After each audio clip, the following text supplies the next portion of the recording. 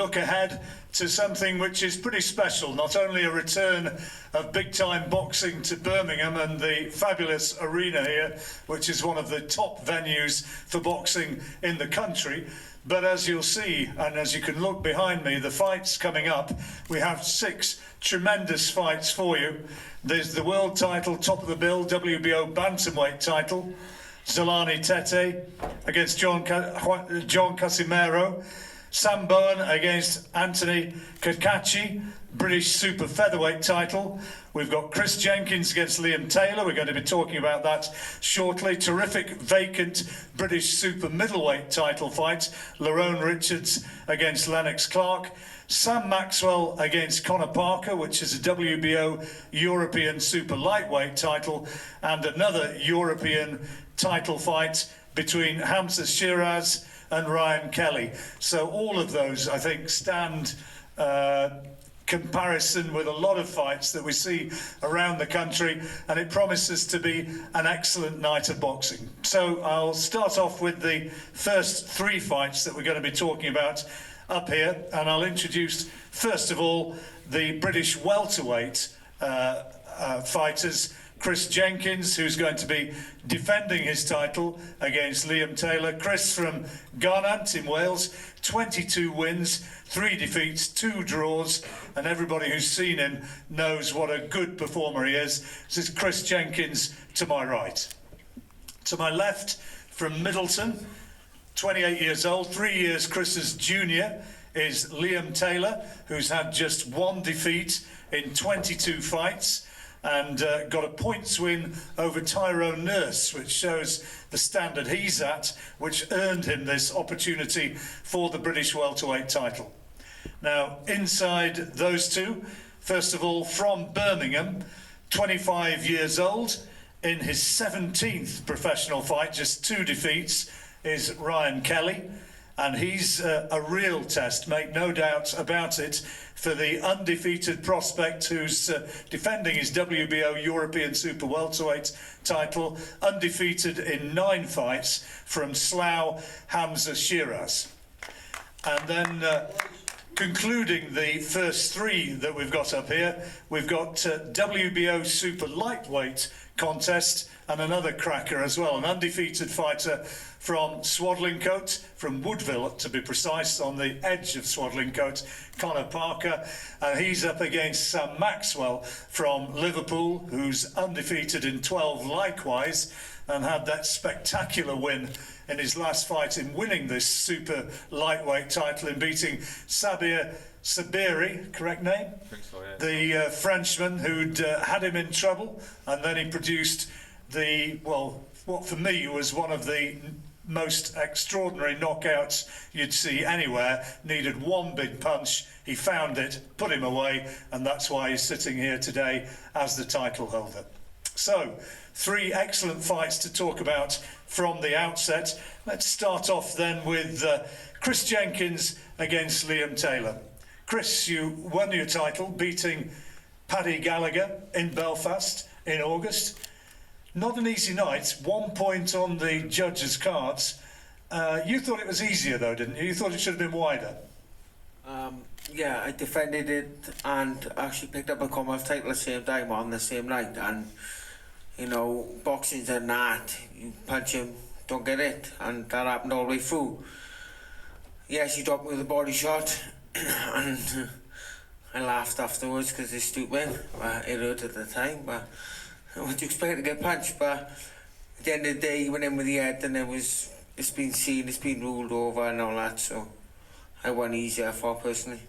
Well, we certainly had it wider than the judges did on that occasion. I think Barry had it by 2 or 3, if I remember rightly.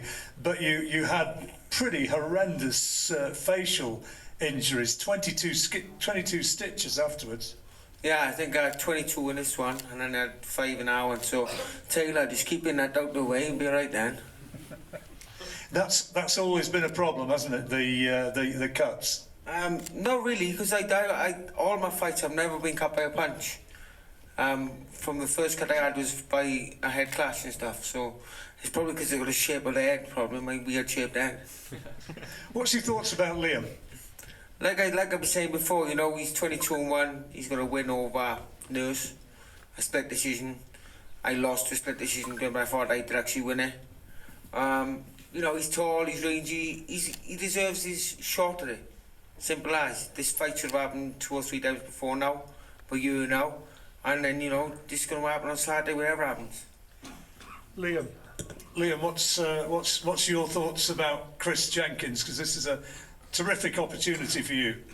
Yeah, of course. You know, Chris is a very good fighter. I've seen him fight a lot before. You know, he beat Gallagher and before he beat Garton. You know, like I said, I didn't really expect him to beat Garton, but when he boxed very well. You know, and he proves that he's a worthy champion. So what's the key? How do you beat him? Just do what I do best, and that's box. You know, box at range. He'll box off at range, and it'll be a good tactical fight. I just believe that I'm a little bit better in every department than him, as I'm sure he believes he's better than me. So you really have that self-belief, do you, that this is going to be your night? Yeah, of course. You know, I was mandatory challenger for this belt. I've earned this. You know, I got beat off Tyrone Nurse a few years ago. I avenged the defeat, and it put me in a mandatory position. So yeah, I do believe that I deserve this shot and I will win. You perhaps don't know this, but we asked Tyrone which way he thought it would go, and he favours Chris. Yeah, that's, again, it don't mean nothing, does it? But yeah, that's fine, isn't it? Yeah, great. Chris, you've had some quality sparring. You've been working with Robbie Davis Jr., I'm told. Yeah, I've actually had some good rounds with Robbie Davis Jr. You know, he's tall as well, rangy, but he likes to come in for a scrap for some reason. So, I've also been doing Cassie Benjamin as well, a lad from Birmingham, I think. He's a Midlands champion, and you know, I've been kids in the gym and stuff. I've been sparring with, you know, the sparring, everything's been done. That's all. I know for a fact on Saturday that I'm going to beat them, simple as. It's an amazing turnaround, isn't it? Because you don't have to go back so long, and you know, you were at a point in your career where you're actually thinking, do I really need this? Do I really want this? Yeah, well, like, it was only 12, 18 months ago. I lost my best friend. Went through a tough time, and then I was like, no, I don't need this in life. Coming home, getting cut, getting robbed, whatever. But you know, Gary Lockett was the main man behind there. My wife has pushed me as well, and look where we are now. You know, I couldn't write a book on it, or I could write a book on it, you could say. But then again, I can't write, so we just stick the box in. How good has it been working with Gary Lockett? It's his birthday as well, so I just want to say happy birthday, guys. And another thing, he's the happiest, grumpiest man you ever known. But he's there for you any time of the day, and he's a role model for me in the boxing and outside of boxing as well. We'll talk about Gary Lockett with Chris. You've got Steve Maylett, Liam. Yeah. Tell us about your preparations and what it's like working with him. Yeah, working with Steve, you know, again, he's a great coach. You know, he's brought Terry Flanagan to World Honours. You know, he's just very professional in what he does. Everything's really, he's on it, on everything. You know, the preparation's been perfect. I don't think it could have been any better. Like, I'm ready Saturday. If I'm not ready this week, to win this time, then I never will be. You've got a height and presumably a reach advantage as a result of that. How important is that going to be? Yeah, it might play its part. Like I say, Chris he likes the box off as well, so it could do at times, you know. But I think it's just going to come down to who's probably the fresher, and I believe I am. Chris has told us a bit about what becoming the champion means to him, having been on the point of sort of saying that's enough. If you got the Lonsdale belt on Saturday night, how would it change your life? What would it mean to you?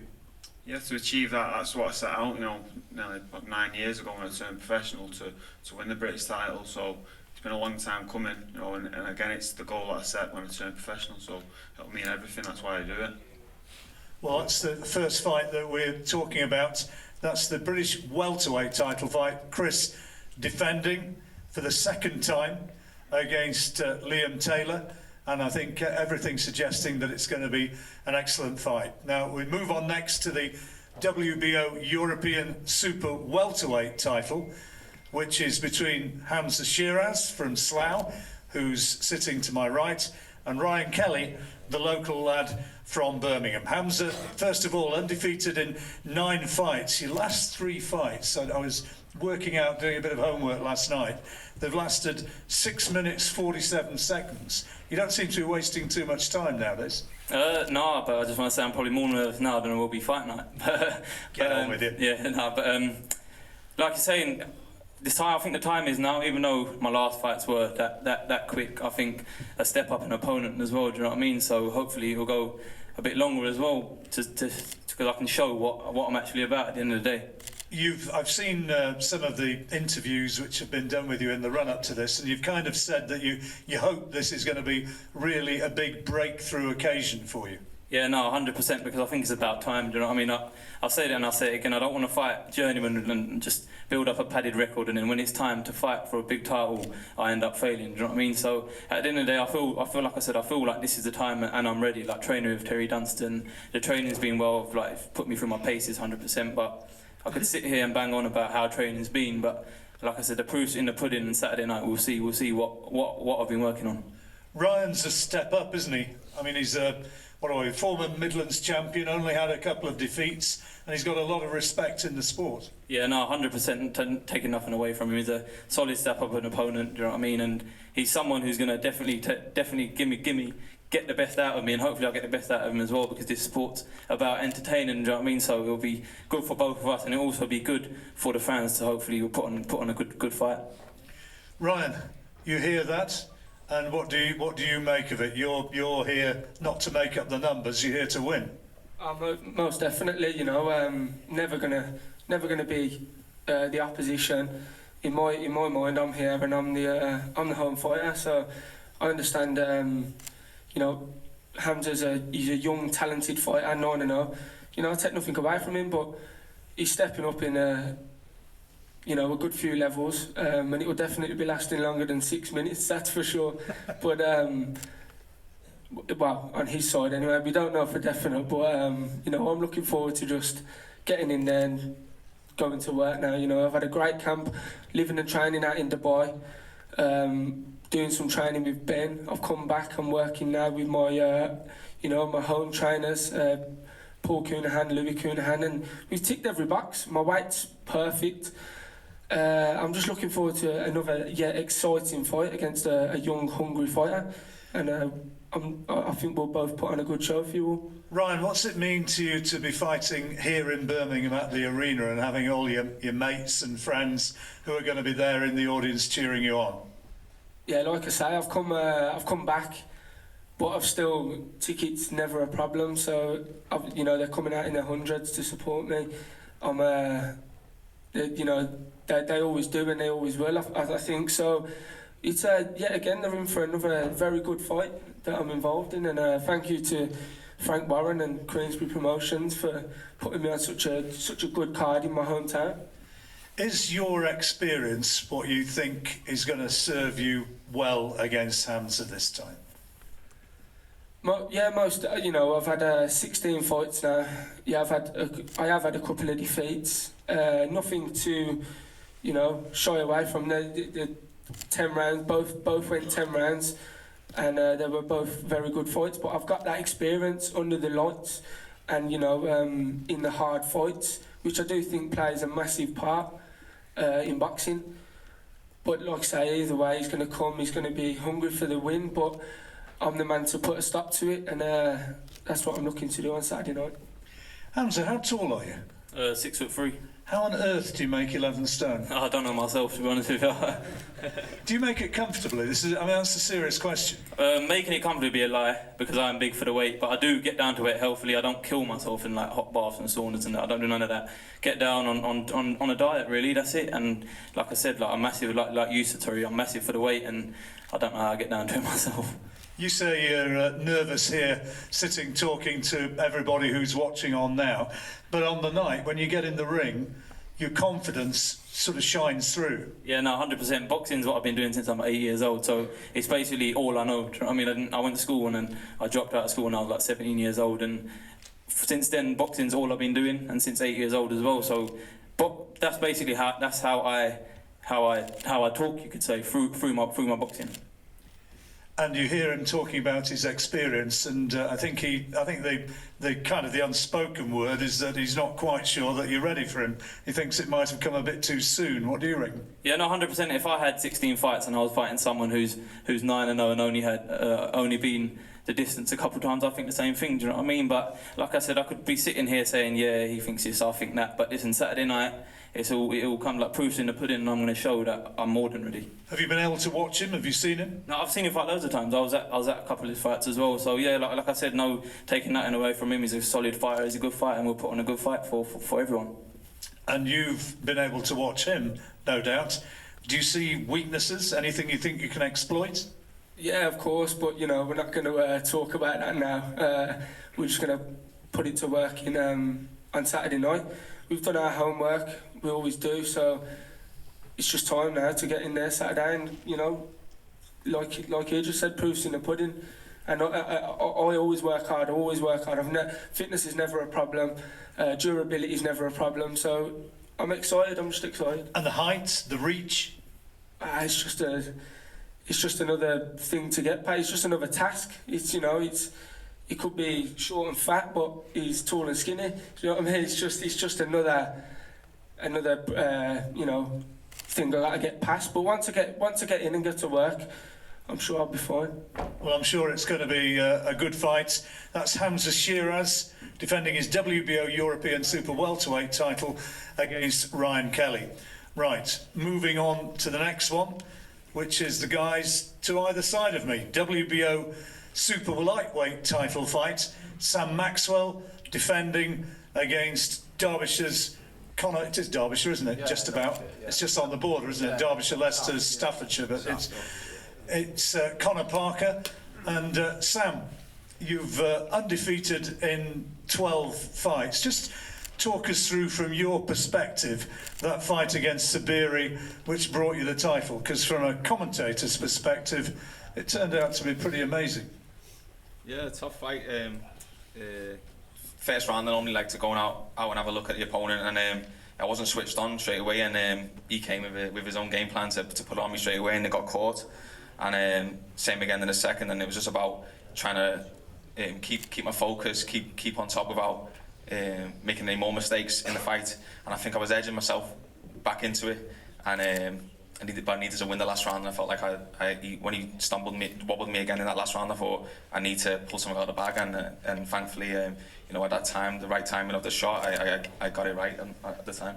Well, that's an understatement. People who've not seen the fight, what happened in that 10th round is that Sabiri stuns him, and then instead of going in looking for it, presumably he thinks he's done enough, starts clowning around taking the mick, and to say he paid the price is an understatement. That's it, yeah. But the only thing is, people, that got me a lot of exposure to the fight, and people are always like, oh, Sam Maxwell, oh yeah, you're the kid that was getting battered for 10 rounds, and last 10 seconds you knock him out. But so I want to show, I want this fight to show that I'm an elite level boxer. I'm a 2-time ABA champion. I'm a Commonwealth bronze medalist in the amateurs. I boxed all around the world, winning gold medals. I'm a great boxer. Like I'm not an elite puncher. I'm an elite boxer, and I want to show that on Saturday. So people who maybe would say, well, that fight shows that perhaps Sam left a bit in the amateurs, and as a pro he maybe can't get to that absolute elite level, you'd presumably totally refute that. Definitely, that fight was just, I've come against a hard-hitting French guy who's coming wild, unpredictable, and he's caught me without me being switched on and off from it. I've learned so much. A lot of people learn off fights like that and they lose, and they have to learn off a loss, where I was lucky enough to learn on a win, which but I've learned a lot. I know I need to be switched on from the first bell. I need to I've learned a lot, and don't write me off anyone. Like I'm gonna be go to the top in the pros as well, definitely. What do you reckon, Conor? What do you reckon? You must have watched that fight between Sam and Sabiri again and again, and watched for problems. You're a boxer rather than a banger. I think that's fair to say. But like I said before, it could have just been an off night from Sam, so I'm not really taking much away from that fight. I'm just ready for the best Sam Maxwell. That's it, really. What about the best Conor Parker? You've got these boxing skills that everybody talks about. Is that the key? Do you think you can outbox him? Well, I know what I'm capable of. I'm very confident in myself, and I'm ready for Saturday night now. I can't wait. Errol, your manager, who's here somewhere, He said that the only way Sam beats you is to knock you out. Well, I agree with him, really. I'm just confident of myself. I know what I can do. I've got to try and knock him out then. Well, you won the Midlands title against Kevin Hooper. Do you regard that as your best performance? Yeah, definitely. It's the first person who came to beat me, and it brought the best out of me, and I performed very well. Tell us what it was like growing up in a boxing family, because your dad was an amateur boxer. You've got a couple of cousins, including Zach, who are good fighters. Zach particularly. What's it like growing up in that sort of environment? It was good, really, because we've always pushed each other on. My dad took me to the gym when I was 9 years old, and I was training with Callum, my brother, and Zach, my cousin. And ever since then, we've just been training together, and we've just pushed each other on through the amateurs. It's been brilliant, really. And coming up as an amateur and watching the British boxing scene, you obviously must have been well aware of Sam. Oh yeah, I remember Sam from the amateurs. Watched him a few times, amateur and pro. I've always known who Sam is. Yeah, a good fighter. Sam, you had that fight against Sabiri last time around. How much have you learnt from that? I've learned a lot. I've boxed since then, only once in June, July, and I think it showed. I was a lot more switched on straight away. I've changed my whole camp. I've got a nutritionist now, Ed Tooley, so my weight's perfect. I'm full of energy. I'm training harder, feeling fresher in the mornings. Yeah, just little things like that. I've moved to Scotland full time now for my camps as well. Little percentages each time. I'm improving with being more professional, and I think it's really going to pay off on Saturday. Whereabouts are you up in Scotland? We're in Holytown, so it's about 20 minutes from Glasgow. I can't hear the accent yet. still Liverpool through and through. Your mum's very important to you, Sam, isn't she? You lost your dad when you were a youngster. I guess the success that you're having must make her very proud. Definitely, we've been through a lot. My family, my dad died when I was young. We moved from London to Liverpool, which is a massive culture change. Like, my school was multicultural in London. Then when I moved to Liverpool, it was just an all-white school, which was very different for young black kids in Liverpool. And then also my mum got diagnosed with terminal cancer when I was like 17 as well. But she battled through that, and then she fought it off. So I've been through a lot. So she's a fighter, though, I know, and she can fight off like the biggest disease in the world, and so it gives me strength knowing how strong that genetics are in me. I've got that fighter in me as well. That must be absolutely inspiring. I know she tries to make it to ringside whenever you fight. Is she going to be there? Yeah, definitely she'll be there again, and I don't want to put her through what I put her through against Sabiri this time. But even then, looking at the video, she never loses faith in me. Like, any rounds I'm getting hit, I'm losing. She's always belief in me. It's like I'm never going to lose, and it's great to have someone like that. Conor, you're the younger guy by, let me work it out, 7 years. 24 against Sam, who's 31, who had the long amateur pedigree, and he said he really wants to make the most of his professional boxing ability pretty damn quickly.